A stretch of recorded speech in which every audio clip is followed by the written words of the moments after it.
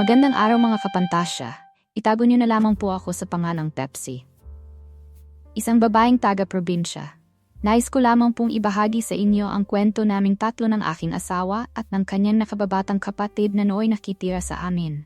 Napakalaki ng kasalanan na aking nagawa at yon ang pinagsisihan ko. Madalang ako lumabas ng bahay dahil wala naman ako gaanong kakilala na kapitbahay namin ng asawa ko. Ang asawa ko pala ay seaman, kaya once a year lang siya kung umuwi. Nagulat ako nang isang gabing umuwi ang asawa kong si Fernando, ay may kasama itong isang lalaki na talaga namang kamukha ng aking asawa. Pinakilala ni Fernando ang kasama niya at doon ko napag-alaman na may kapatid pala siya sa labas at ngayon ko lang iyon nakilala.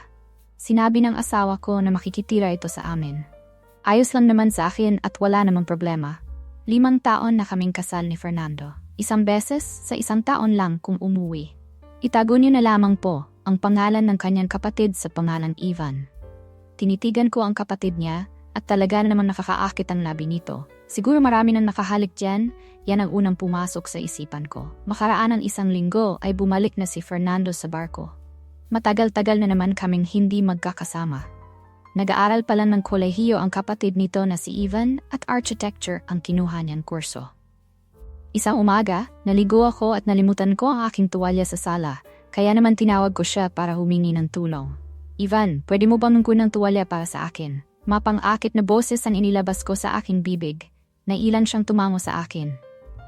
Nakasilip kasi ang aking mukha sa pintuan ng CR. Pagkahawak ko ng towel ay sumayad ang palad niya sa palad ko. Agad ko itong kinuha at pumasok na sa loob ng CR at mabilis na isinara ko ang pinto.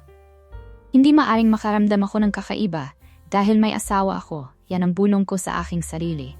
Kinabukasan, habang nagluluto ako ng aming makain, ay lumabas siya ng kwarto na. Ang suot ay boxer, kaya agad akong napalunok ng laway na tila bumara sa aking lalamunan. May problema po ba? Tanong niya sa akin na nasa aking harapan.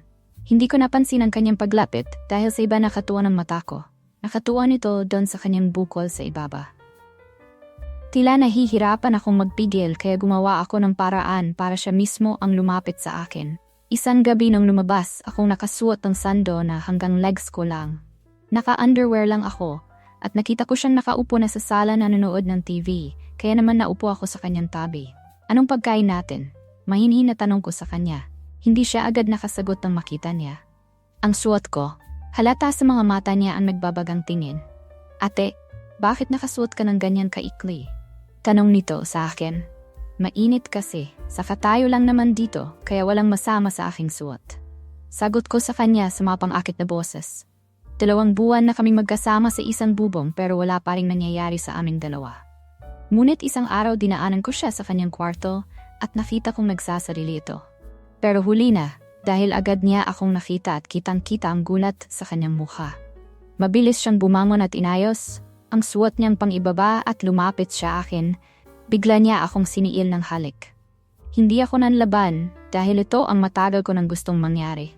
Hinalikan ko rin siya pabalik hanggang sa may nangyari na nga sa aming dalawa. Simula nang mangyari iyong gabing iyon ay inaraw-araw na namin ang pagniniig ng hindi alam ng aking asawa. Oo, niloloko ang aking asawa. 1 buwan na kaming nagninig ni Ivan.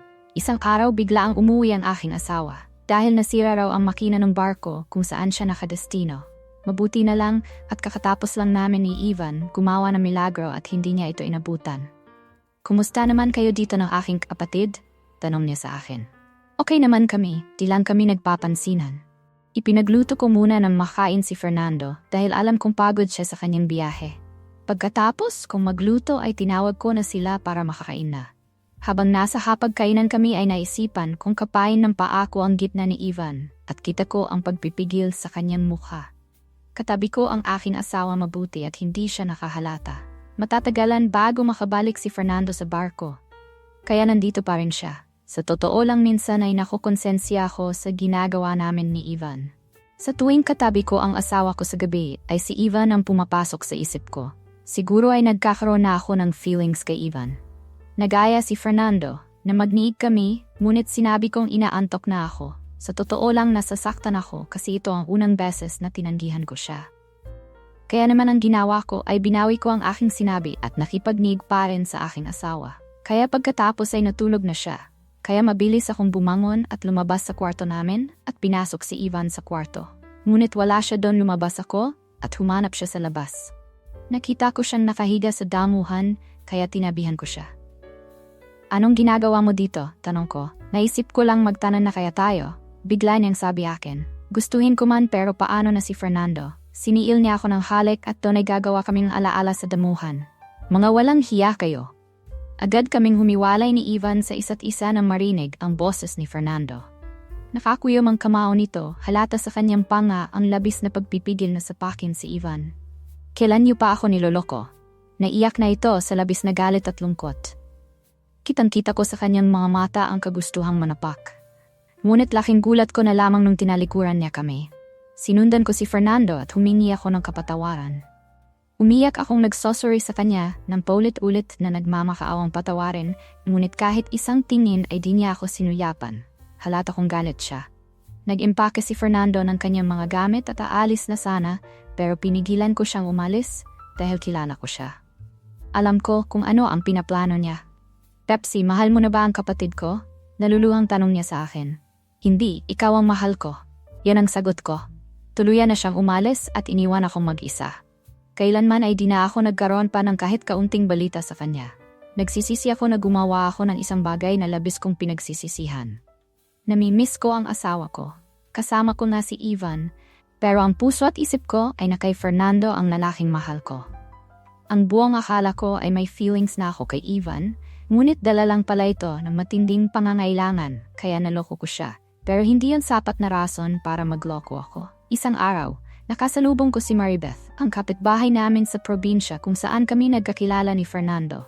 Lumuwas raw siya dito para sadyain talaga ako, pero mabuti na lamang ay nakasalubong niya ako. Gusto ko lang ipaalam sa'yo na wala na si Fernando. Anong wala na? 7 buwan na ang nakalilipas na umuwi siya sa probinsya at lugmok na lugmok.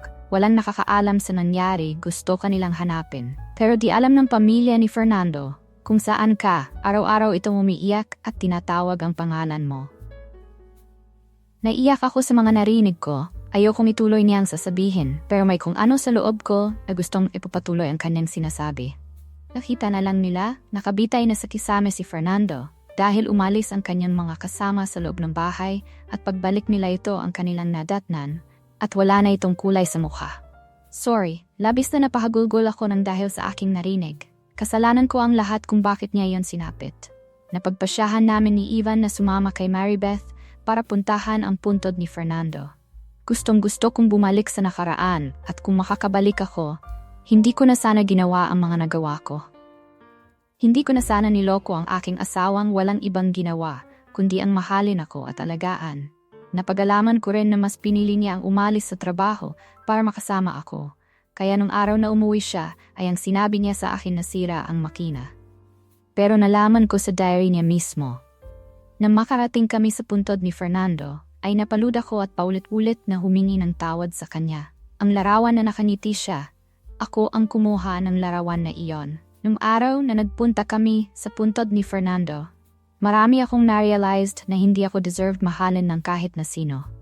Iniisip ko si Ivan, hindi ko nagagawin sa kanya ang nagawa kung kasalanan sa aking asawa na si Fernando. Hindi ko na ulitin ang una kong pagkakamali para lang sa sariling kapusukan. Alam kong lahat kayo magagalit sa aking ginawa. Ayos lang kasi kahit ako sa sarili ko nagagalit. Pero darating din ang araw na mapapatawad ko ang aking sarili. Pero sa ngayon hahayaan ko munang damhin ang sakit na nararamdaman ko. Ang letter sender niyong si Pepsi.